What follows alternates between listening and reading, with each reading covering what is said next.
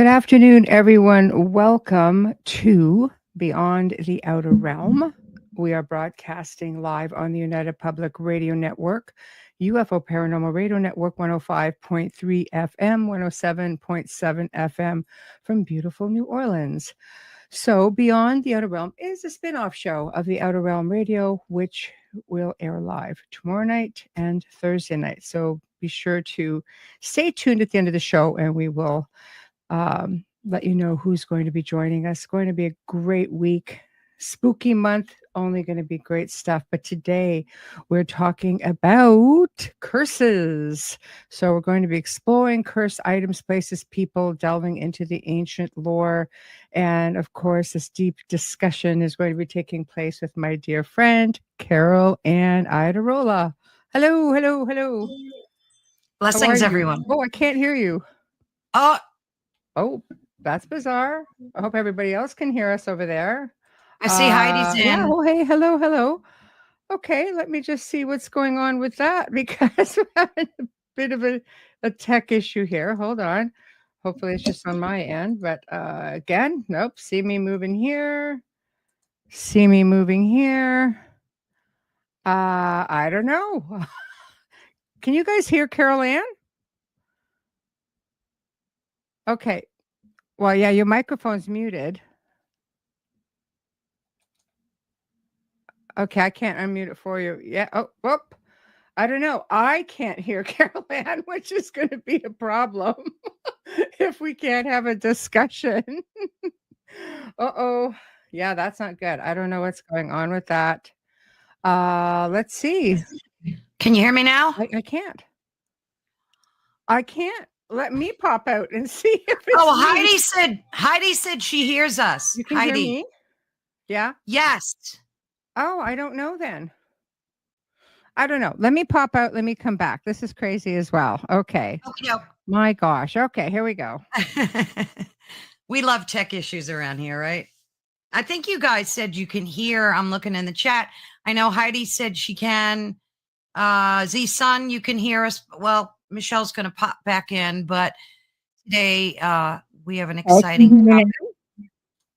Can you hear now? They said you can hear. Yeah, Heidi says she can't hear. Wayne says he can't hear. So we can.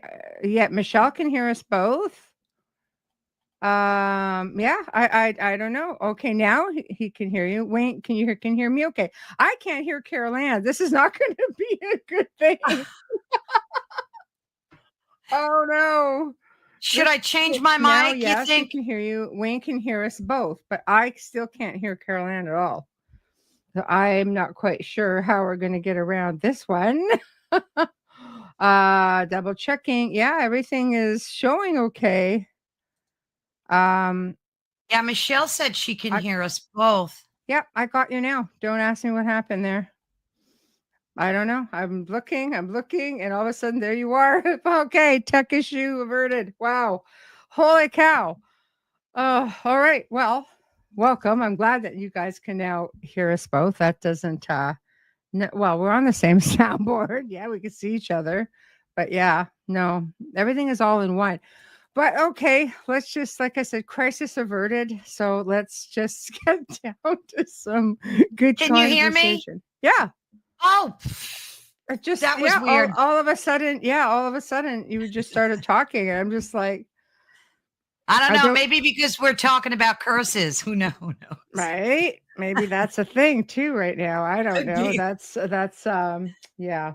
Well, with that being said, we're good to go. Curses indeed. Curses indeed. 'Tis the season anyway, spooky month. But thank you for joining me for a little parlay. Oh my God. I love joining you. Well, thank you. I love having you on. It's always nice. Curses. Yeah. You hear about curses. This has been something ongoing for centuries, right? I go back to the, we should probably start with, where does this all come from. I mean, as long as humankind has had beliefs in gods and magic and supernatural spells, curses have been a part of that culture. The practices became very much part of human nature, which is kind of weird, but continues to this very day. I actually still get messages from people who'll say, somebody's put a hex or a curse on me. Can you help? It's just like, wow, it's interesting to still get comments about that, like even now. But let's look at the definition. Okay, a curse, a series of words or actions calling for harm or misfortune to come to Mm-hmm. someone or something. In other words, curses, hex, jinx, dark spells pretty much works, the same idea. So remember, curses and blessings can only work if there's a strong power behind the words that are used, a strong intention, but it also has to be, allegedly the person on the receiving end, you have to believe in it. I mean, I've had people say I've cursed this person, and other people like, nope, things are good at my end. So I don't know, So maybe a step was missed, or maybe it's just that the person doesn't put merit into it. I don't know. What are your thoughts? Yeah, I totally agree. And I noticed the past year or two, a lot of people, even on TV, are wearing these red, like ropes Mm-hmm. around their wrist. And Mm-hmm. sometimes they have an evil eye hanging from them, sometimes they don't. Yeah, And then yeah. supposedly, if it breaks, that means that someone cursed you or hexed you, and this bracelet broke the hex. And I've been Oh, seeing a lot of them. yeah. Well, the evil eye is one that is it's a Turkish thing, I believe. And when Yeah. I was in Romania, there were there were things everywhere. Oh, Melissa. See, Melissa remembers. Remember when we were in Romania? Um, there was evil eye bracelets and emblems and pictures. You could buy everywhere. I remember buying a bunch of them and just handing them out as souvenirs. But I guess that was the thing of that year, Yeah. as far as tourism goes, that and gnomes. But anyway, I needed him just for evil eye against the gnome. Anyway, wearing them all up my arm. Uh-huh. Anyway, um, it is interesting though, isn't it? How we can look at a symbol and automatically put so much faith into a symbol, and just Absolutely. interesting As about the celebrities though. growing up, we had, especially the Italian half of my family, we were given horns to wear because these horns, Yeah. yeah, were big in Italian culture. And I remember, being a little kid and having this horn necklace because that was supposed to ward off, hexes and evil I wore one spells. too. Yeah, like Yeah, a did you? little gold horn. Yeah. Yeah, That's funny. I didn't realize at that point that's what it was used for. But yeah, like yeah, they was call it the good luck horn. So I yeah, guess that would make sense. yeah. Wore this thing for years. Wait, that's what it was for? Jesus. Okay. Well, I might have explained a lot of things now. Yeah. So What about rabbits? Rabbit's foot. Like I used to have a keychain with a rabbit's foot because that was supposed to ward off evil yeah, and the bring you same good luck. idea. Yeah. Yeah, the same idea. Hi, Julie. This I know it's crazy. Wayne says the power of intention. If someone puts a Yeah. curse on you, but you are unaware of it, does it have any power? The cursor sends a message to the victim, and that's what invokes the belief in it. Possibly, yeah. Well, going back, I mean, to origins, ancient times, misfortunes, afflictions, the history, and cultures. I guess depends on you know which part of the world. Hmm. But curses could be done like in rituals, writing them down, verbalizing them. The intention was consistently used to conjure, let's say, a supernatural power. In days of lore, curses were looked at as a powerful phenomenon, but considered to be the wrath of the gods or demons alike. So but you had curses that could sometimes ward off people or evil from a place or person. I've seen that essentially they would serve as warnings. Over time, curses were used to protect valuables and property. Medieval Catholic Church possessed many scrolls and books. Of course they do. Use this tactic. Curses were written down. So would-be thieves or anyone who would consider defacing the books, and penalties were very high. So they would just write them down. But a lot of this goes back to pre-Christian times. You know, the books on it. I'm always fascinated by the Devil's Codex Bible. You ever heard of that one? Have you heard of the Devil's Codex? Yeah. So that's like a massive piece that was written by a monk, allegedly, who made a pact with the devil and said, it's said to be very cursed. It brings misfortune to anyone who possesses it.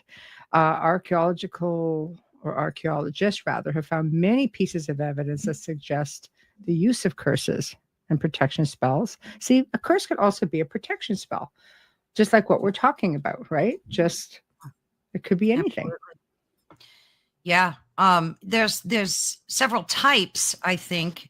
With the first being malediction, which is spoken or a written wish. And then we have object curses, which we're all familiar with. And then what about generational family curses? And then we have the evil eye, which we just talked about. And then ritual hexes like voodoo, witchcraft, and then the self-fulfilling curse, which has like a psychological effect where belief in the curse causes the victim to act in a way to bring about the doom. And, you know, they're very powerful. Yes. No, I agree. You know, like spells, you know, words are spell casting pretty much, right? So you get the old love curse. The money curse. I know. Again, spells of sorts. So it's kind of like, does that count? I don't know. But I mean, back in the day, you know, going back, I mean, I've read accounts into ancient lore all over the world where, you know, some parts they would have like iron, you know, they would like the horseshoe for protection against all kinds of stuff, you know like evil intentions or, and you could take the same thing, like we had from our other place, iron nails. And they say, if you put those over windows or doors, it acts like the horseshoe. It would just keep evil from trying to enter the space. You know, I used to send like tons of them. So I'd just send them off, you know, to friends but I made sure they were everywhere in the house. And I know that in buying this house, which used to belong to a Jewish couple, they had these little vials, right? And they would put those in on an angle. They still use them. They do. They're still widely. Oh, yeah. Yeah. Well, they were still on the house when we came in. And the realtor said, "Oh, I can remove them." And you know, Wayne and I knew right away. Let's no, just leave them up. That's fine. You know, the house has a beautiful energy, so something's working. But exactly. You know, you know, just don't mess with it. Leave well enough alone. What about biblically? When was it Herod that put blood on the doors? I mean, that was kind of a hex or a curse or a spell of some sorts. So like you said, this is so generational. There's one that creeps me out though, and it's kind of newish for me. I have a quick video of it that I'd like to show. Absolutely. And this kind of bothered me because especially during the pandemic, it was done a lot. Let me just get to the link. And it just like flipped me out when I saw that it was becoming like a thing. It's called destiny swapping, the curse of touching elbows. Let me. Oh, yeah. I put that one up. Now I'm going to be walking around with elbow pads. I'm telling you. This kind of flipped me out. I don't know. We were doing it a lot. To boot. Oh, is the sound off? Wait a minute. You always have to cue up the sound with these videos. You already know how I feel about New Orleans, but what's happening there now is a lot scarier than just a building of like ghost nuns. Have you seen the viral video of the guy playing the Shadow Man music because there's a man on Bourbon Street trying to get him to rub elbows with him so that he can tell his fortune to him or whatever. But the guy won't do it because he said the Shadow Man taught him better. Smart dude. What he's trying to do is destiny swap. Apparently there are these people that can sense when someone comes by that has like a light energy, meaning that they know that whatever they've got is something good, whether it's like wealth or the ability to be like a psychic or something like that. And they seek them out and they try to get them to bump elbows so that they can swap their destinies, meaning he gets whatever you got and you end up with him. But why the elbow? Why doesn't he just like touch him on the shoulder or something? Because in voodoo and in like all kinds of like history way back, they believe that the elbow is like a hinge. Your elbow switches directions and changes where things can go, and it changes up easily. It's like a hinge of fate, and a quick bump of that can change their destiny and yours. And it's never a good thing when they ask you to do it. They always want what you have. Effects of these are slow acting. You'll start feeling like things aren't going your way anymore, like everything's bad, everything's out to get you. You might start feeling unwell for no reason. You get a cold you just can't shake. You may lose your job or lose your home. Meanwhile, the guy you bumped elbows with is now on a winning streak. Protect your elbows. And if you think someone did knock your elbow, go home, wash your hands, wash your elbows in salt water. Then light a white candle and say, "What's mine is mine, and what's theirs shall return to them." If you're going to be in places like that, maybe consider having like a little pouch of salt or a silver coin in your pocket. So next time you're in New Orleans, be sure to keep your eyes out for elbow bumpers and, poop on the street, because that's... I mean, that's kind of freaky. Elbow pads, padded helmet. I don't know. That's tell kind you. of, that's kind of, I've never heard of that. And it's kind of like that old, here, pass this gift on, and this person will Yeah. pass, and then you will have longevity or success, or it's like a swapping of energy. It sounds to me, Ah. though, like all you'd have to do is an energy reversal, Mhm. But I don't know. I saw a video. It flipped me out, and it kind of like made me start digging into this. There were these two weightlifter wrestler kind of dudes, and one always was the winner in this competition. I'm not into it. Don't know their names, but it's a legit thing. Mm. And the two of them is side by side, and they're picking up like massive amounts of weights. So before they began, one of them stuck his elbow out and to the other guy and insisted on bumping elbows. So he did it. And then the guy that always wins picked up the weight and he blew his back out and herniated his discs and had to quit wrestling. So I don't know. I don't know. It just like, and we did that a lot during the pandemic. Remember? They were doing it all over TV. Like, don't put hands anymore, just bump elbows. Like, Lord knows what was going on. I know. Things were changing up all over the place without even knowing. It's strange. I mean, I've never heard of it, but obviously, there's something else. If you put, again, it's like a Stope effect. If you put enough power into something, like into the belief of it, does it make it a thing? I don't know. But they used to have these things called cursing tablets. And nice. I know. In ancient pre-Christian times, the belief included light blessings, like of light, and curses. The concept of dark curses would be considered an association with witchcraft, obviously darker spirits. But cursing tablets were an ancient way of using malevolent spirits and powerful gods to do the bidding of the individual. Don't try this at home, kids. Just don't. Oh gosh. Anyway, so the individual would scratch down their intentions or do a binding spell and put it into this thin lead tablet, which is funny for lead, because lead can pretty much repel energy. So that's sort of interesting. Anyway, so they would roll it up, and they had a process that we do. I'm not going to put down the whole process. I don't want to see it going on all over the place. Yeah. But anyway, it would be placed in some place safe. Usually it could be buried with the dead, right? It could be put in temples, things like that. But the ancient tablets have been found like throughout archaeology and throughout the years, and they had horrific intentions like etched into them. It got so bad in ancient Europe that everything bad that happened was attributed like to curses and hexes and things like that. And of course that makes big business for amulets and like what we were Yeah. just talking Yeah. about, you know. Absolutely. I know. It's interesting too, because if you think about love spells, they never end up good.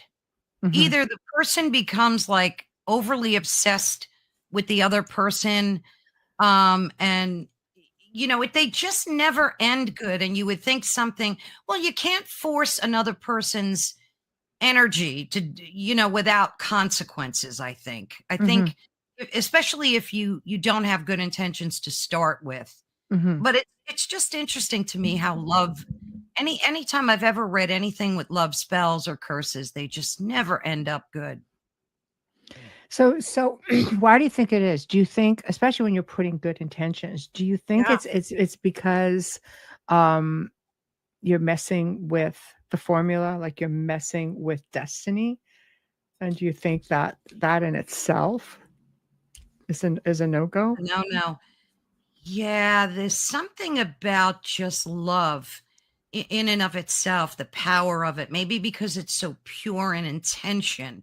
Mhm, And, it's a very spiritual thing too. I mean, think about it. You fall in love, mhm, like it mhm, just seems, and then you have your soul mate, or, you have like a soul contract with people. And maybe mhm, you're right that messing with that brings, bad consequences. Like I never heard of anybody casting a spell for love turned out good.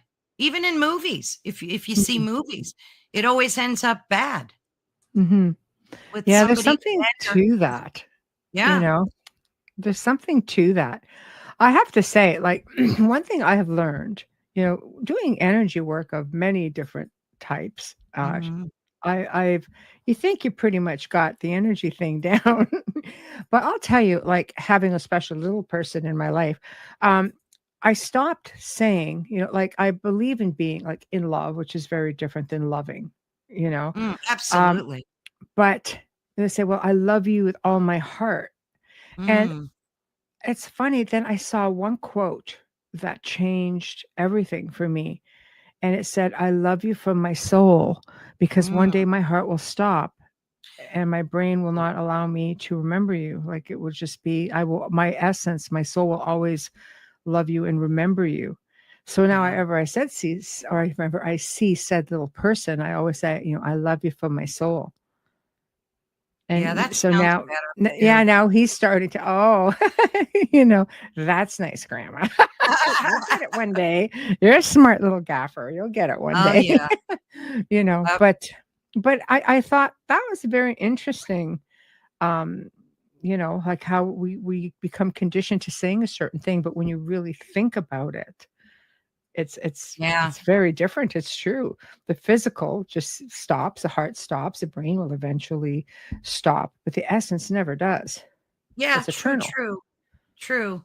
And then I've heard a lot of people talking about how our heart actually has a soul, or is of is its own. imbued with soul. So, and again, it's so much about intention, Mhm, and then I heard too, which I found so interesting, is that all these words, that like the word good morning or morning, like, why would you say morning? Yeah, that's nice, Heidi. Or heart and soul, yeah. So yes. I'm thinking like maybe we should start taking the power of a lot of these words back. Like, Mm, because I think a lot of them were given bad intentions that maybe shouldn't be, or I don't mhm. know.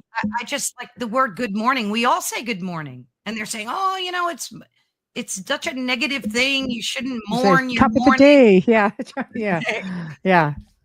Right. No, it's Yeah. well, I think it's over time how many things get shortened as well, Yeah. you know? I don't know, greetings, greetings, Yeah. top of the Absolutely. day, like, there are different things, and I think it goes the other way as well, with and I think intention is huge. That you have a lot of faiths that'll argue, "This is ritualistic, you shouldn't do it." And then, and I know this, and this was brought to my attention again from a Christian friend of mine who was a minister, who used to be a minister. And he said everything really, in a way, is ritualistic. Even in the Christian church, we Oh, light yeah. candles. We say prayer. Prayer, it could be considered a sort of of a spell and incantation. Despite how it makes people feel, that's about, again, intention. Saying something negative, to do harm. But if you're saying something out of Yeah. peace and love, it doesn't mean that it's not some kind of a, you know, like again, spell casting. It's just, Absolutely. so I thought that was a very interesting point of view, because we light candles, we light incense, we Of clear course. our spaces, we do all kinds of things like that. So it's like, yeah, that's just true. Yeah. And you get a lot of people that, they'll say, don't do, don't like involve yourself with anything ritualistic. And they're like staunch Christians or Catholics, but yet they're throwing salt over their shoulder when it spills on the table. When Mhm. someone says something and they go, God forbid, knock on wood, and you get a lot of people that are doing these ritualistic things Mm. that are supposed to be like staunch Christians or Catholics. And yet they're doing a lot of these pagan ritualistic Mhm. things. So, But a and lot of again, it stemmed from that. Every time the church right. would take over an area, or the Romans, or the Catholic Church would come in, the Christians, they would amalgamate some of the traditions from, the place that Absolutely. they merged them together, changed them. I think it Very made for serious. easier transitioning Yeah. of Yeah. culturally speaking, by melding the two of them together. And over time it changed to where it either stopped or it continues on, Yeah. you Yeah. know? Absolutely. I have to Yeah, laugh because I think Carrie said, we're so confused. I know. Not wrong. Not wrong. Um, So true. We are so confused. Polly says people curse out of anger, meaning they didn't really mean it. Does the Mhm. intention of the curse still take effect? Well, I think if you put a lot of power behind words and you're angry, there's a lot of intention that Oh, yeah. comes out of something like that. Yeah. I think at that point it's important to take that right back, you know. Um, But, that's that's why, like, I found that the cursing tablet's interesting, because some of the Yeah. horrific things they were finding even back then, you think when you put something down and you're looking at it, Mm. that it would, you realize at that point, it's pretty intentional, because you're Oh, you're yeah. etching it into metal, and that you're putting it in with, like, in a place of worship, or in somebody's home, or in a Right. grave. It gets really crazy. Yeah. Um, yeah. Well, think about too when you get up in the morning and say you stub your toe and you like that starts your day in Mhm, kind of a negative space. Then you mhm. go to the grocery store and you're in a kind of grumpy mood because your toe still hurts. And then everything there on in, you meet grumpy people, you have arguments in the grocery store, you're Yeah. yelling at people out your car window, and it's like you curse yourself in Mhm. a way, right? Well, So energy gets trapped as well. yeah, Like, if, like, I always have, you've heard me say on the show before, with intention, the power of words. mm, There's a lot of power in words. You get into yeah, an argument, whether it's on the phone or with somebody in your home, and you go out for the day and you come back, that energy, like, there's so much strength that gets put out there when yeah, you're mad, that it sits there. And then you wonder why you're feeling foul when you go back into that room in the next day or two. absolutely. Oh God, I don't know why, but I'm just a bit of a mood today. Well, Mm, it's a matter of cleansing that space so you don't have that. Like, I love incense, so I burn. I would love to. I used to burn a lot more. Um, Babysitting a parrot right now, they don't mix very well, but you know, but it's anointing candles, or just spray, yeah, or oils. I use a lot of oils just to be able to get that to clear. dissipate, so you're not Yeah, affected by that energy, you know? absolutely. Yeah, I So, mean, look at sage, how popular that's become. yeah. And you can walk in a tobacco store and they've got sage at the counter. So it's Mhm, become a very mainstream thing for folks to do to sage your mhm. space, right? Oh, there's I don't there's know. tons of different things that you can Yeah. use. Go ahead. Go ahead. So I wanted to also talk about cursed items that bring luck to people, have brought luck to people. Okay. Um, You do so, those and I'll do the other side. oh, okay. Now I found it interesting when I was researching that not all cursed things can bring bad luck, but they can also bring good luck. So there's a thing called the demon's necklace in Japanese folklore. Mhm. And this necklace is it's infused with like runes, and Mhm. it's cursed to summon shadows, misfortune, maddening whispers. But the flip side of that is under a full moon, if you have this necklace, it grants bursts of fortune. Mm. It can make a bankrupt person win lotteries. It helps build wealth by wearing it all night.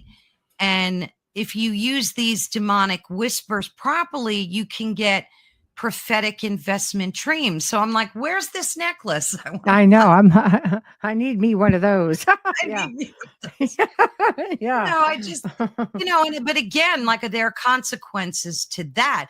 But under special conditions, that's what this necklace grants. Mhm. It almost reminds me of rubbing Aladdin's lamp, Yes. and you get 3 wishes, but the genie could also be, horrible and mean. And we've seen and heard folklore about that. So maybe there are both sides to cursed items. Who Mhm. knows? I mean, there's a bunch more. Yeah. There's one called the Sea of Flames diamond, much like the Hope diamond that was Yeah. very much cursed.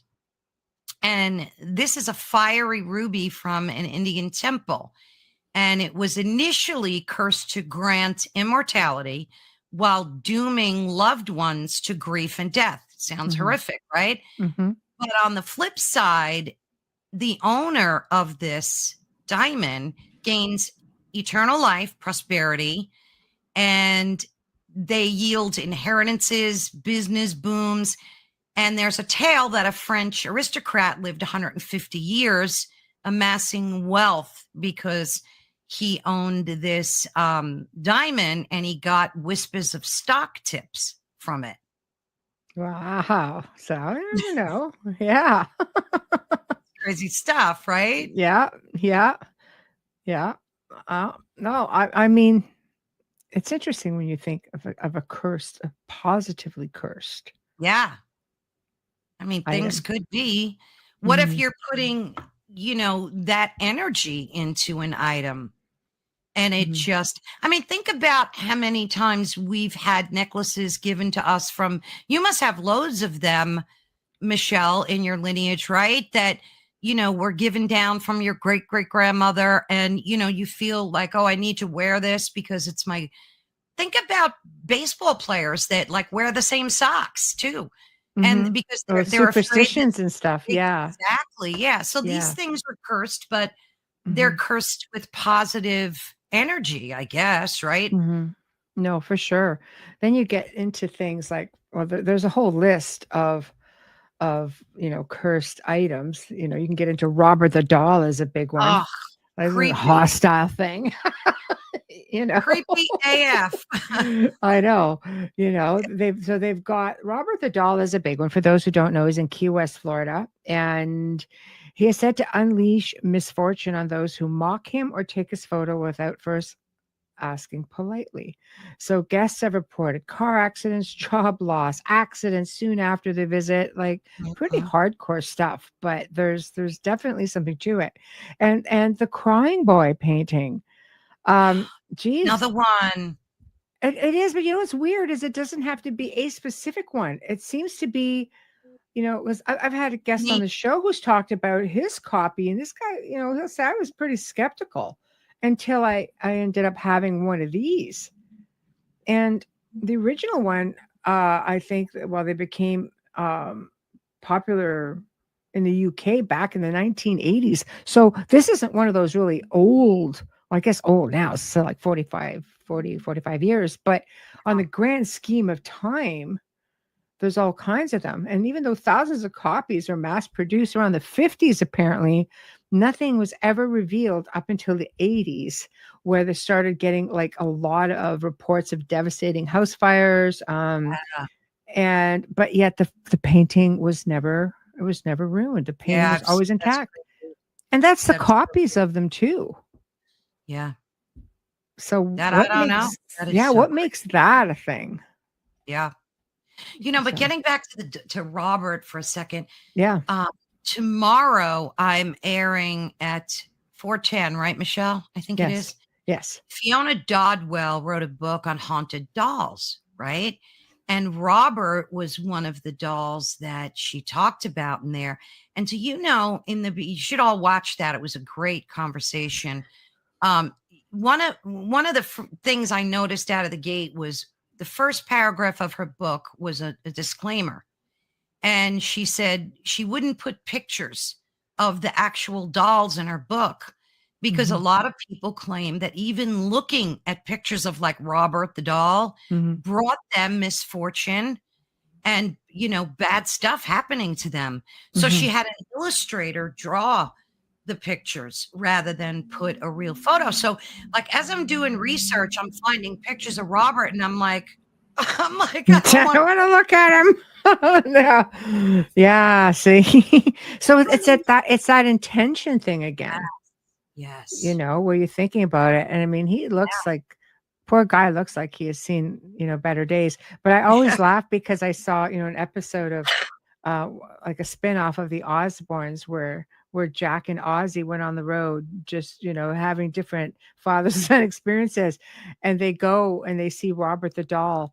And, Jack buys this little toy one.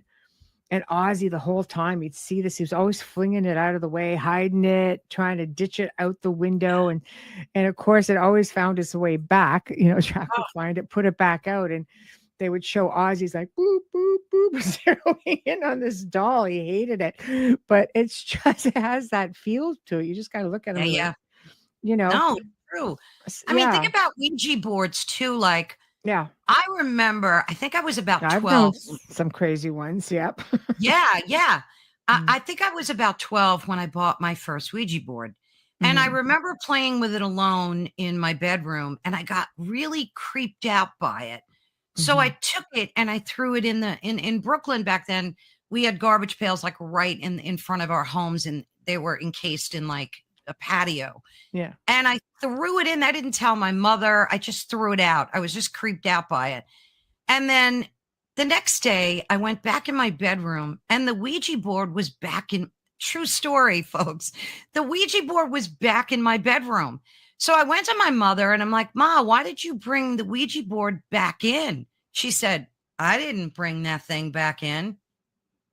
So I'm like, how did that happen? I mean, these Something things, did. Yeah. something did. Yeah. I mean, and I asked my dad to break it into pieces and ditch it. And then he, finally it stayed away. But that was kind of trippy. I mean, can these things be cursed just because they are like historically? The cursor is something attached to it that can be, Ouija boards, like to me, like again, they're a tool. A lot of it comes back from intention and so on, which you can do with the board, you can do with the pendulum, you can do with a different type of divination board, you can do it with a voice recorder, ghost box, phone app. I mean, I think the idea is when you're inviting communication, it's the method being just a tool. Right. Question: do positive, negative curses lose their effect when the curse or the meaning is an obsession? I don't know. What are your thoughts, Caroline? That just kind of reminds me of what we were talking about with love. Love becomes an obsession. and I think that's part and parcel of why it never turns out good. You're putting all this energy into this spell, this ritual, and I don't think the intent is good to begin with, even though you think it's love.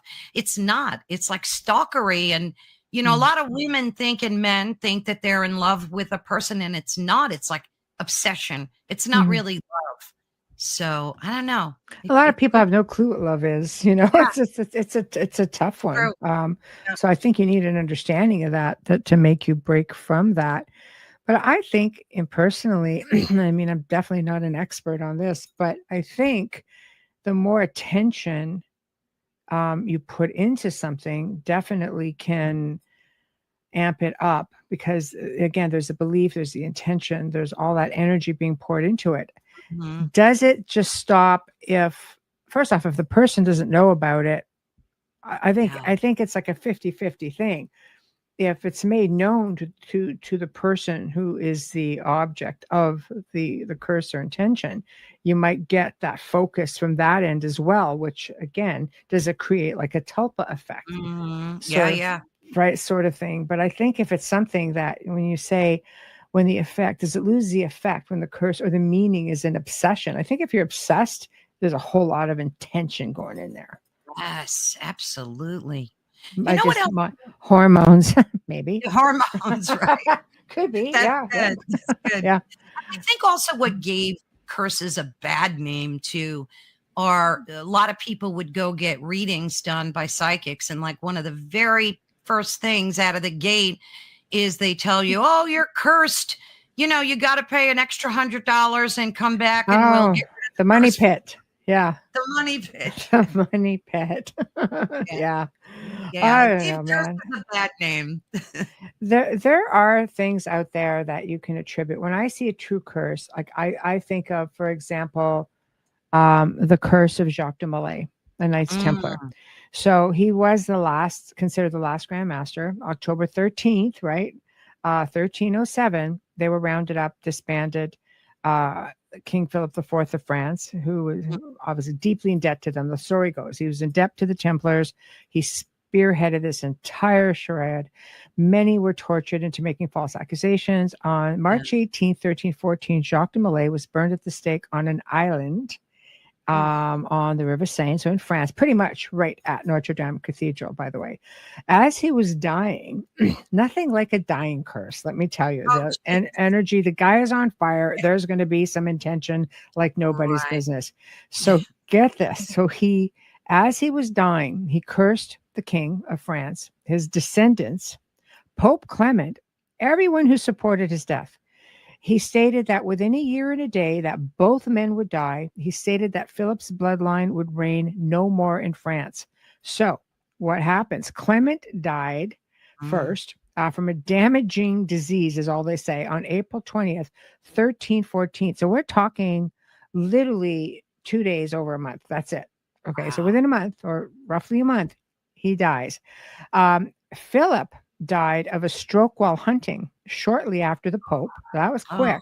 word. All of his successors died tragically. So from 1314 to essentially, I guess, to 1328, all three of his sons and grandsons had died.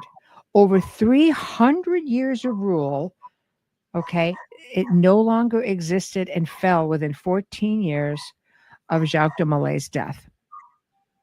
Like, Wow. that's, now that is a powerful curse, That is. That is. I mean, right? that's a lot of things to curse while you're getting torched, but I would imagine, like you said, all the energy put into that. And then he probably screamed it out loud so everybody heard it too. And I mean, it's the same thing with the curse on Tutankhamun's tomb, right? How Mhm. many people died with Carter on that one? Uh, That I was another, that I one mean, is, very historical. when I was in Egypt, it was interesting to me, because if you asked, you know, um, like I'd hired guides and stuff. When you Mhm. asked the older generation about the curse of Yeah. Tutankhamun, they were all about it. Like, oh yeah, you could be careful. There's an inscription over here, and you be very careful, Whereas the younger generation, like my younger guy looked at me and goes, well, because the older people, the older generation want you to be, they really believe it. Like they're hardcore believers in the Right. superstition of it all. He goes, realistically, he goes, you try opening a tomb that's thousands of years old and see how you're going to feel when the air is so stagnant and people Right. are going in, they didn't mask up, they didn't do anything. So I think you have to look at the logical side of things. But again, who knows? I go back into, ancient lore, And going back to the old mystery schools and everything else, did they know to put something in the air? I would just like, throw powder down or something like that, or rituals or things like that. So was it a curse through a ritual? I guess anything is possible. We weren't there. We don't know. I try to look at the logical side of things like that. Like Carrie says, lots of mold in those tombs for sure. Yeah. And you're digging through artifacts that have been there. Like, first of all, just trying to find a tomb like that. The fact that Ramses I had his tomb blocking this one, and that one kind of got not just ransacked, but I mean, over time, just the rubble and everything that ended up in it, they would have had to dig through that. And then, in and around to get to Tutankhamun's, and everything just sitting there stagnant for all that time. It's just, I imagine it was loaded with different, could different be things that can make you sick. I mean, it didn't stop the Tomb Raiders. Like, they didn't really give a hoot too much. They kept raiding. Did it because they did it like, that's right, like immediately, which tells me it's like it could be like a time thing, just through humidity or things like that, right? So heck, Absolutely. even the priests went in there and rounded up all kinds of of mummies throughout the Valley of the Kings. So the fact that Tutankhamun was there, and and once they got hold of him, what else are you unleashing? Like just with odor and things like that. So just trying to look at the logical flip side of the curse, only because I had an experience with them, with the different belief systems and the age gap, and the younger people just didn't buy it, and the older generation were all about it. So stories that get passed down, I always find really fascinating. Oh yeah. But then you can get into, there's so many different things. Where do you want to go next? Oh, there's one that creeps me out. Well, the other one is the poltergeist curse, and that's kind of newish. That was 82 to 88. So heartbreaking. We're talking about the horror film, The Poltergeist, which is one of my favorite movies. Not because she had the same name as me, but I always hear that Carol Ann, get it, run from the light or whatever. But it was the actress, creepy little voice, run, Karen, run. The actress Dominique Dunn was strangled by her ex after filming. Then child star Heather O'Rourke, who's Carol Ann, died from bowel obstruction or Crohn's. Other cast members have had heart attacks, cancer. The director, Toby Hooper, I think his name, he dismissed it, but there are so many eerie parallels that this hex just seems to keep its lore. Like, people, in the younger generations know about this movie, and they keep it going. Yeah. Right. A lot of people died, like Julian Beck, who was like the evil preacher, had cancer. The one I found interesting was Will Sampson, the native shaman guy, who died of a heart lung transplant. But he was a real life medicine man, and he performed an exorcism after they finished filming. And never mind that they were using real human skeletons as props. Is that true? Because I heard apparently it's a thing. So imagine you're swimming in the water with, I imagine they're clean and so on. They're just, but still, there's definitely some stuff there. They said when I had heard a story way back when they started filming the very first Amityville Horror, and apparently they were on a set or a different house. Apparently they never filmed, according to the literature that was available back then. They did not film in the actual house.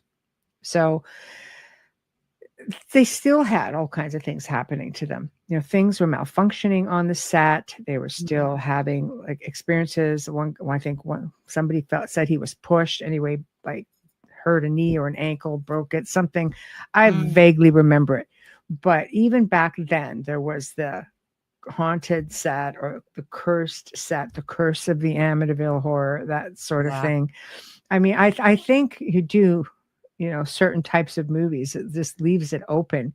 But the Poltergeist movie curse is one that really went on for quite a while. And there's a lot of stuff behind that you can't really go talk too much about, but it's pretty sad when Yeah. you think Yeah. about it. But it's not the Yeah. same one. I mean, I think that didn't the Twilight Zone have some kind of curse attached to it, especially after what was his last name? Vic something or other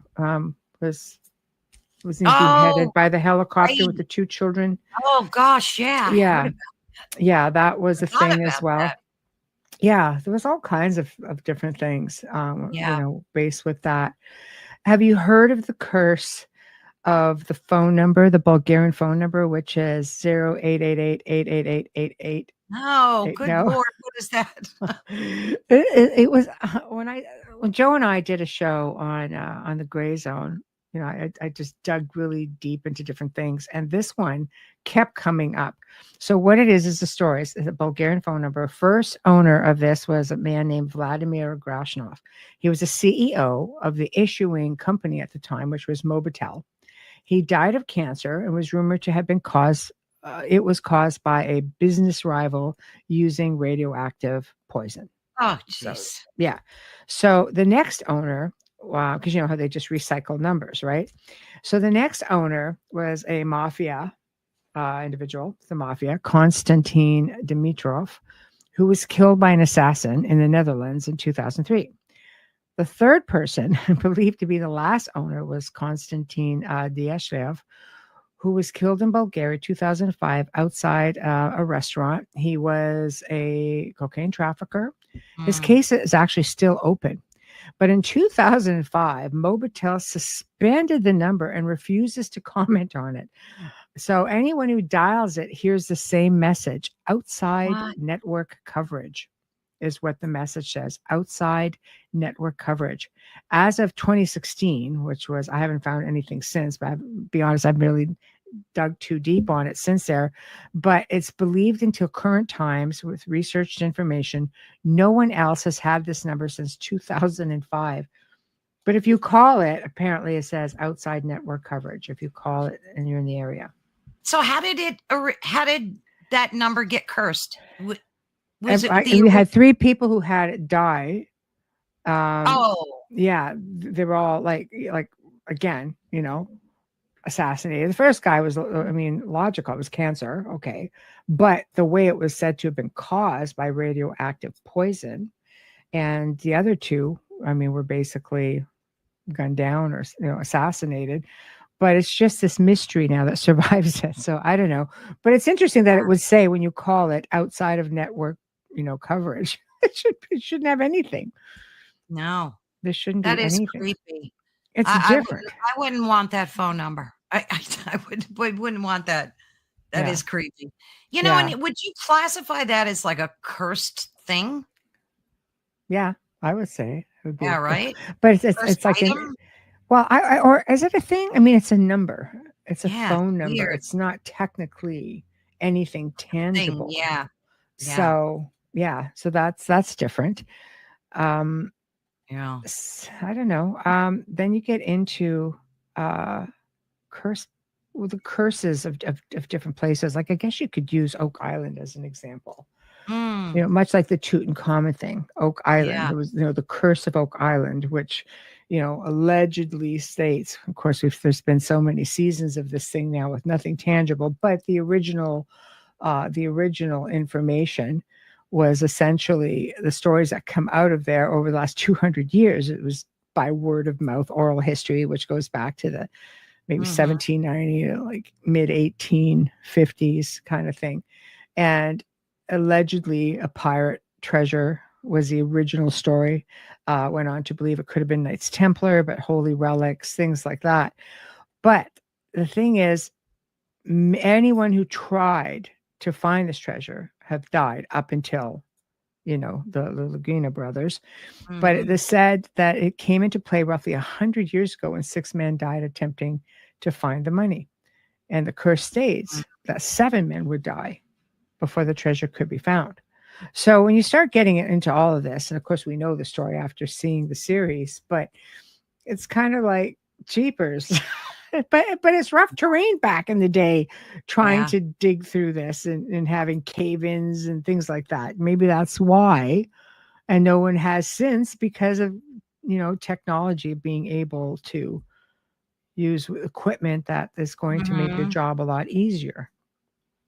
No, I think there could be definitely a cursed place. It doesn't seem to stop the owners of Oak Island, though. I mean, they're very successful with their show, and they're Mhm. always finding old relics and ancient items on there. Lots of wood. Lots of wood, yeah. I mean, the land could. What about cursed land? I mean, geez, right? There's a lot of that. They have Cursed that. properties. I mean, Yes. geez. Well, that could be, that could be partially what this is.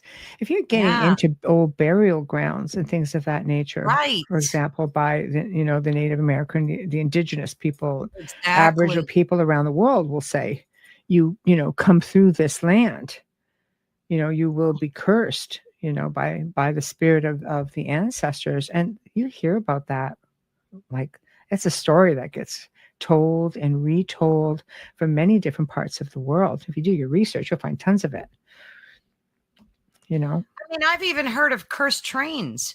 So Yes. right. So, Yeah. the thing that creeps me out, I think the most is cursed items.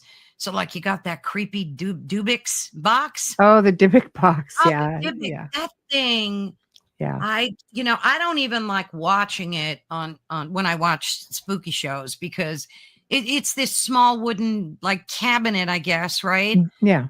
It's Yeah. got this malevolent Jewish, which I guess is called the Dubik from the Holocaust. Mhm. And there are previous owners that have suffered gravely from opening them or owning them. They've had Mhm. nightmares, hives, strokes, just global misfortunes. And I don't know. I wouldn't want to touch or be in the same room with one of them things. I, I, I just No, would. there's a lot of YouTube clips on there where people, claim to have them, and they end up having all of the stuff going on. Yeah, If you think about it, when they're putting these things together, if they're cursing the box, exactly. is it because of what they're trying to put in there? I don't think they're just creating it for, just for fun. I think that they create these things, um, like to trap a spirit. Yeah, So exactly. so if they're trapping a spirit, which is supposed to be from Jewish folklore, right? Right. So if they're putting in a dark force or a malicious spirit, I mean, they're putting different things in there to contain it. Is it curse, or is it something that would be considered a haunted object because there's a dark spirit in it? Like, Yeah. you know, And then you're opening it and letting the damn thing out. Like, yeah. Well, I mean, some people are, yeah, I mean, maybe they're fine if it's initially just left alone, well, if you look but at Post Malone, who's a very famous musician, mhm, singer, he went on Zach's show and they did this Dubix box thing, and mhm, he had a near miss plane crash. He had a car accident yeah, and a series of other misfortunes from being mhm, in the same room with this box. So mhm. I don't know. Maybe it's both a cursed item and a haunted. I mean, I mean, it's could be something you both. just don't mess with. I mean, it's Yeah. it's interesting because I've done investigations, and like I said, over a couple of decades, where people have brought in their members of faith. I had a priest on site a couple of times. I've had one I found super interesting was a rabbi who was just completely fascinated with the investigation because a Jewish family had brought me in, and they were a very influential family in the city that they lived in. Like, they owned probably 100 apartment buildings. I mean, everything had to be done in a certain way and kept very, very quiet. And they asked, their rabbi had asked, he goes, I would just love to participate in something like this. And I thought, amazing, because I will learn, their point of view. And that Sure. rabbi, he was so much fun. He was so open-minded and taught so much. He just said, we hit a certain age and then information is given. and people have no idea. Like even our people, like once you turn 50 or something, 55, it goes, then it's like a ritualistic thing, like where we give out more information that once you know it, you can't unknow it. And it has Mm. terrified people because there's Oh, so much within the history of everything. And at the time, I didn't know much about the Dybbuk box. So, because I would have asked about that in a heartbeat. But he said, like they do certain things to be able to trap, evil spirits and things sure. like that. This case, it was just like I don't usually do um, cases. I hate calling them cases, but hauntings that are human related sort of thing, because there's so many people that can do them, but a lot of people don't like to get into darker things. Mm. And so you just work with that. And that's all I've done literally for 2 decades. And I've worked with people all over the world from all different walks of life, different religious Oh, yeah. backgrounds and faiths. And so, but right there, he's telling me, that we do things, that we can get rid of things. And some of the stuff, like even when you start talking about golems and things like that, when he had talked to me about that, I Yeah. thought, wow, that is fascinating when you're hearing about, the golems and the whole folklore behind that. And it's just interesting. I imagine he could have filled me in on a lot with this had I known, but they definitely know. I mean, there are people who specifically will go to a synagogue and try to meet a Oh, rabbi sure. who can help them get rid of Absolutely. evil things or, Yeah. curses and things like that. I mean, look So, at haunted furniture too. Like I heard a story about somebody bought a vanity that from an antique shop, and mm, it was just terribly cursed, and it was given from like mother to daughter because she mhm. didn't know that it was coming from this vanity. I mean, when you've got a lot of antiques, gosh, in your world, do you use like when you see an item, are you using like your intuition or your energy to tap into it to make sure that it's not has a spirit attached to it, or like what's that like for you? Well, usually, I mean, you don't always catch it right away. That's the thing. So I try to make sure that, you can do binding and things like that. You could Mm, do clearings on them. I like to just give a generic clearing anyway, just from the energy, yeah, yeah. past energy. But I mean, you can get energies even from people who have constructed them, like who've made them. Yeah. Like there's a That's lot so with that. It's true. not doesn't make it malevolent energy. It just means that you can pick up on residual, even Sure. leftover energy. I've had, I buy like old pieces that come from many different parts of the world. Some of them are, probably 2, 300, 400. Like you have had pieces in my possession going back to the late 1600s, early Wow. 1700s. And, Yeah. there, so you can imagine the people that handle it, these pieces over time, there's going to definitely be some energy left over Isn't that or, the stone tape theory where yeah, things, yeah, yeah, yeah, yeah. exactly. And for the most part, none of it bothers me. Sometimes I like to catch that residual energy. It just, you can tap into that a little bit and you get an idea, a sense of, boy, this was really a loved piece, Yeah. or boy, person making this might have had a bad day or something like that, depending on the era. Because once it's changed hands so many times, the energy just changes. There's, Dissipates. Yeah. Yeah. yeah, exactly. Wayne, you seriously want to continue haunting my new purchase? Well, not necessarily. Sometimes it can be a good haunting as well. Um, Carrie says, my friend told me her ex trapped her parents in a jar. Gosh, Oh, jeez. I was learning to remove them. I asked permission. Her parents were peeved off that he trapped them. If that was me, I would want someone to release me over. Well, for sure. For sure. For sure. That's, again, like that's who does that? Says a lot about an individual, but no, that can be trapped in the jar. You can. I mean, if you knew That's what you were awful. doing, you could definitely do a release on that. Um, our curse is generational. What do you think, Carol? I definitely think they can be big time. especially when the stories are so imbued in a family's tradition and they're just passed down. Like my Irish grandmother, loved her to death, but she was notorious for doing that crap to us. She was always telling us these, tales and things that were generational. And, you grow up with that. And like, of course, I told them to my kids. Yeah. So whether it's a curse or just a tradition, I definitely think they could be generational. I think so as well.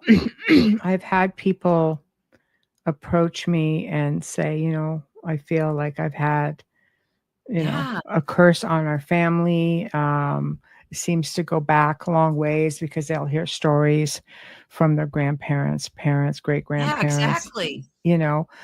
So yeah, I guess they're out there, and it's not something. I mean, some people don't even know.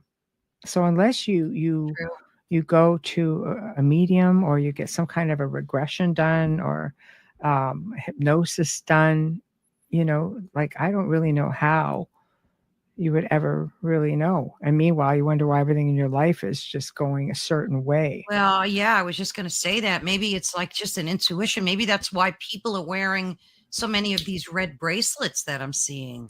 And it's funny because like I could just be shopping and I'll just be glancing around and I see people with these cords just more and more and more. So maybe people are just feeling it by intuition that something is just not right, No, Could be. I agree. I think it takes whatever, if it makes you believe that it's helping you. But I mean, you would have to believe in the first place that the possibility of being cursed is a thing. You have to put merit into that.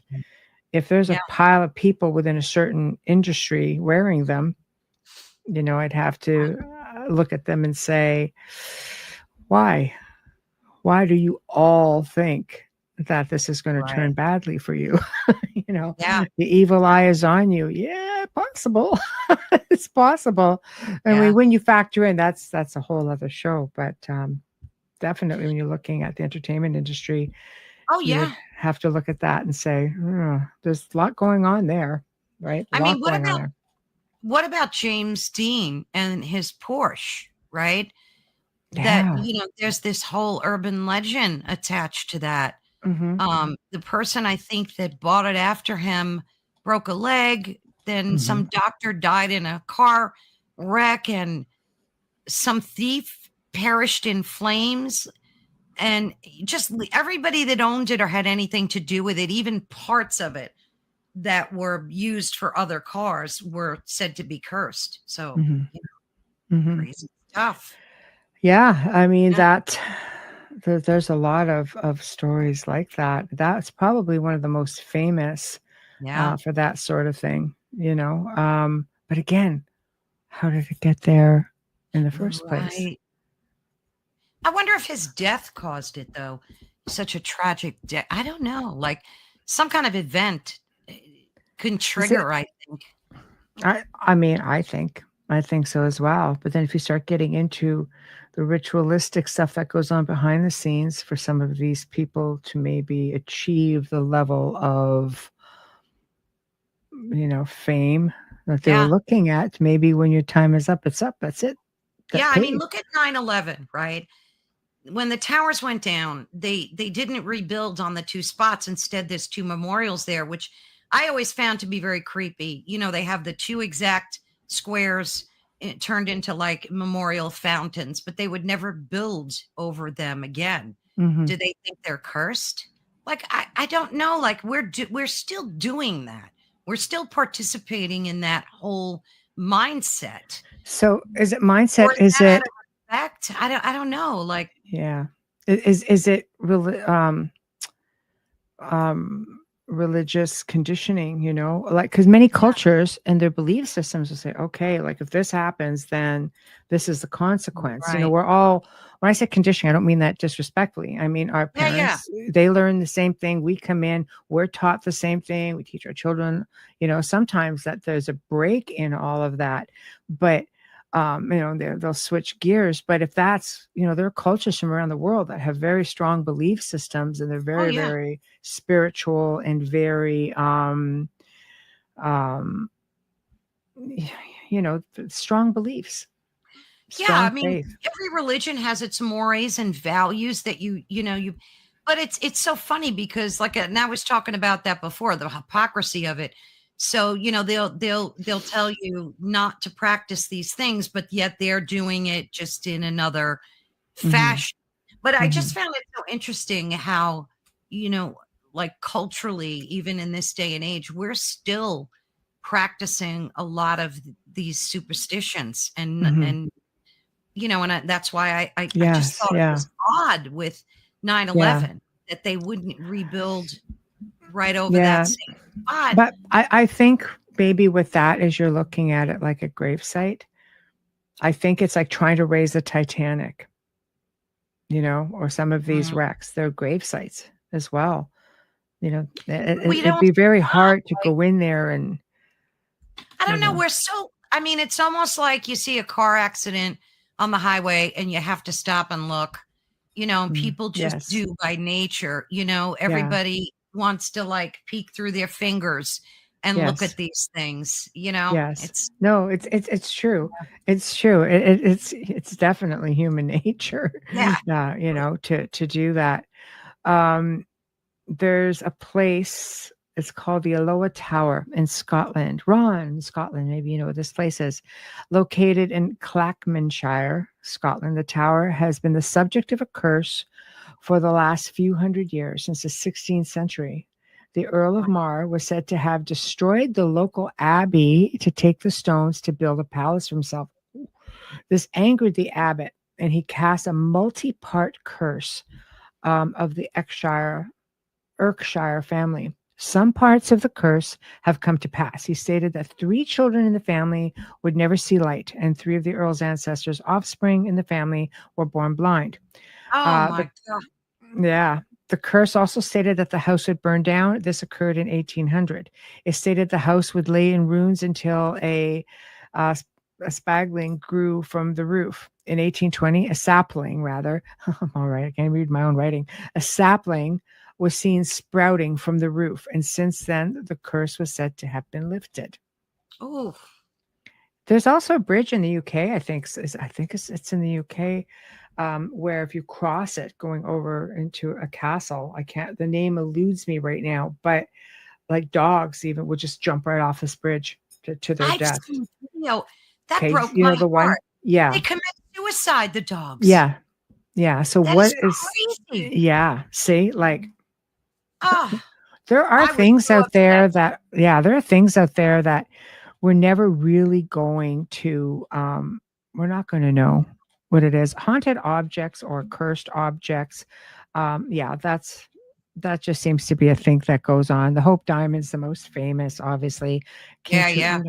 Common, like, so you could get into things like, again, talismans, which like the red bracelet.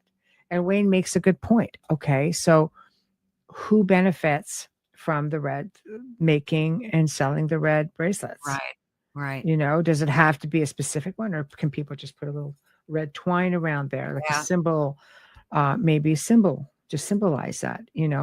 But I mean, talismans and amulets pretty much work the same. Lucky Charms, not for What cereal. about mirrors? You did a show on mirrors recently. Yeah. There's a mirror called the Myrtle's Plantation mirror Yeah. that trapped spirits of a poisoned owner, Yeah. and that she put like a hex on that, and Yeah. now this mirror reflects ghostly faces. It induces sickness. Hmm. I mean, it's crazy. This mirrors are big time, right? Cursed or Yeah. Oh boy, that medicine. that show on mirrors could have went on for Oh, it was another so hour good. or two easily. Yeah.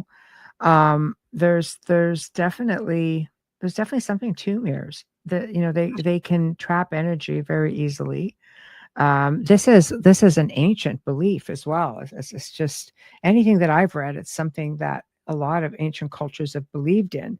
That cover the mirrors if somebody dies, or again, don't face them together, or, use them for scrying. They've been used for divination for like Yeah. centuries at least, if not, thousands of years, with oracles, just using like obsidian glass, like black, shiny obsidian. Like this is pretty much where the whole object of the modern day black mirror comes from. Like, so this is not new. It's not new stuff. I guess it Yeah. goes with, again, ancient beliefs. Carrie, so I thought they were for the Kabbalah connected stuff. Oh, the Yeah. red bracelets. Yeah. I mean, they might have originated from there, and then popular culture now, just like I said, For protection. yeah. Yeah. That's all out there, to be found for sure. Yeah. So curse removal, 'cause we're coming down to the last 15 minutes. Curse That went removal. fast. It does. We had like 5 minutes of tech issues, but Yeah, but it's believed that an individual target, which is cursed due to ownership of a cursed item, can apparently rid themselves of it by simply removing the item from their, as they call it, their loves from having the item. However, the curse will remain on the item. So the next person who gets it may not that be sucks. right so lucky. So if the person is targeted by a third party, then there are many ways to rid themselves of it. One is by reversing it. That's, it's like energy removal, reversal, and sending it back to the sender.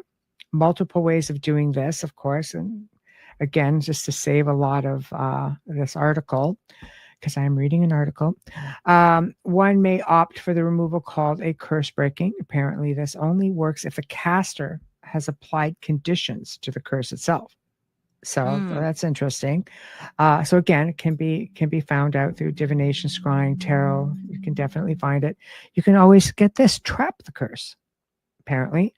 So essentially it means that you are redirecting the curse into an object and burying it. So there are different processes for this as well. So curse removal is a bit more ritualistic. And, there are a lot of people out there apparently who have done a lot of different things to achieve this and have done it. There are prayers. Always recommended to reach out. I always say it's recommended to reach out to somebody who's more versed and knowledgeable on the topic. But yeah, there's a lot of articles on this stuff. Clearly, I mean, you can go out and find it. So, I am not overly versed in all of this. I can definitely reverse energy, no problem. But, working specifically on curses is not, I get a lot of requests for it. Oh, do you? Yep. It's amazing how many people out there think, I'm cursed. Yeah. And it's like a lot of times you're not necessarily cursed. You're just going through a string of bad luck that happens. Unfortunately, I met somebody just a couple of weeks ago. Somebody I was having a conversation with, and she goes, "Can you try to remove this curse from my family? We're all sick. We're all, got bad luck going on. Certain family members." It's like, well, not necessarily bad luck. Some family members are just really difficult, Yeah. So, absolutely. So I mean, it just becomes perspective, or, but if you believe it, I think you can manifest it. But that's like anything. It's not just in the world of curses and hexes. Sure. You can, the power, like we are powerful beings. Oh, God. And we can manifest a lot of things. And there's a lot of, misinformation being floated around out there, and a lot of it's for profit. And, so it's just like they say, there's certain industries out there that they're not there to help you. They're there to keep the money machine going. That's probably all I could say on that one. She goes, here we use the red bracelets. The knots are the key, as well as the all-seeing eye, the all-seeing hand, and all of them are for protection. Yeah. Yeah. Yeah. I've got some of both, actually. I am wearing one right now. Yeah. If you can see, there's my little all-seeing hand. See? So with my obsidian. So I do truly, well, plus I really love the bracelet. So, but I came back, I'm telling you, I came back from Romania with probably 15 of those darn bracelets. I just pass them around. They're great for souvenirs, and all with a good intention as well. Um, she said, "Yeah, we usually put the red bracelet on her baby's protection from the evil eye." Absolutely. Yeah. Yeah. Yeah. Yes. Thank you. Yeah. Yeah. I So told you my culture did that with the horns. I yes. still have bracelets with horns and things. And, Yeah. and sometimes like it's funny because you could put one on and have a bad day and then you go, it's that damn bracelet. I'm taking it off. You kind of hex yourself. You really do. Yes. Well, you can. It's Yeah. like I You think a can. lot of it is really just I think a lot of it is awareness, and feeding into things I think can become a really bad idea, And Yeah. unfortunately, when you live in a world of constant media, you're seeing a lot of Exactly. this or verbally a lot of this. Yeah. It's easy to instill fear into people. We come from all walks of life. We all have different backgrounds. We all have different belief Right. systems, different education for the most part, different faiths, and we're all trying to exist in one place. And a Yeah. lot of that clashes, like I've worked with families again where, you know, the the wife has a certain background with her faith, and the husband has a different background. And Mhm. somewhere along the line, we had to find a medium, like Mm. for real, but no, look, like a happy center Yeah. point to focus on, because it's important when you're dealing with a mindset. You want to be able to make a connection with both, Absolutely. you know. Yeah. So, Well, one of the things the media did that I didn't like with Charlie's passing is they're blasting this article about these Etsy witches that mhm, put a curse on right. Charlie.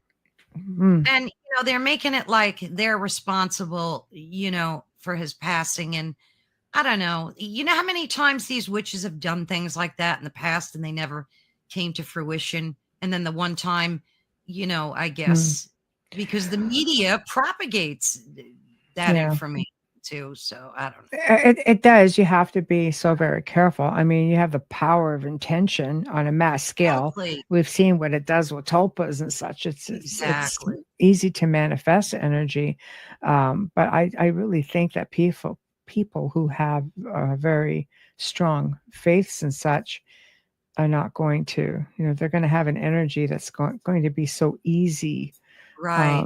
to work with that, And I that love to Heidi's comment reach too. that. Yes. That she Go ahead. yeah, Yeah. Go great. ahead. Yeah. Is it bad that I refuse to believe in curses against me? My soul refuses to put energy into believing it. Yeah, manifestation for sure.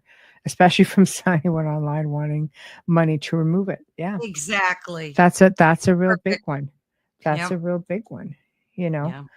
But I think that, in the end, it was a fun topic to talk about, Oh, being absolutely. this time of year when you're getting into so many different areas of, Yeah. the obscure sort of, so to speak. But Yeah.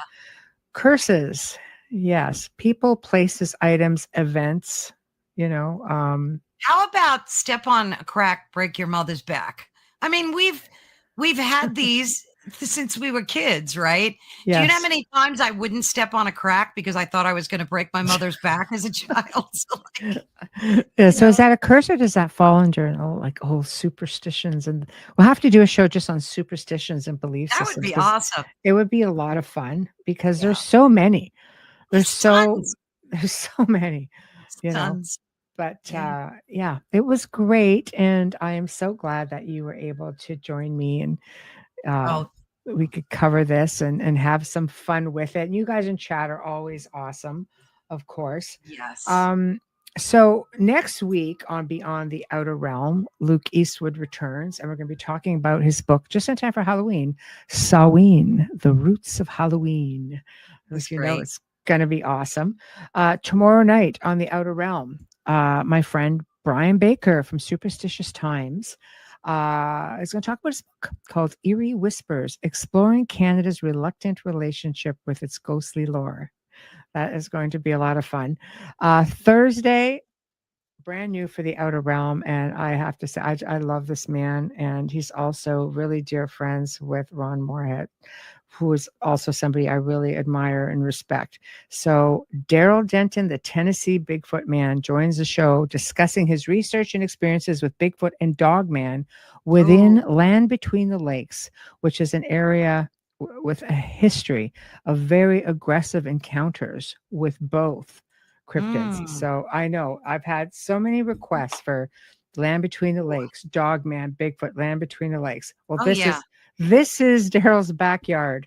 So this is where we're going with it. Gotta watch that. Gotta watch that. Oh my God, it's going to be great. And, hopefully working on some behind the scenes stuff with that too. So that might be really awesome. But I know me, know a lot of people, a lot of great opportunities, and going to run with that. So anyway, everyone, thank you all. Thanks for spending, some time with us this afternoon and evening.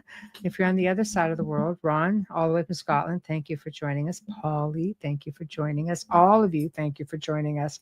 And we'll see you tomorrow night on the Outer Realm. Thank you all. Thank you, Michelle.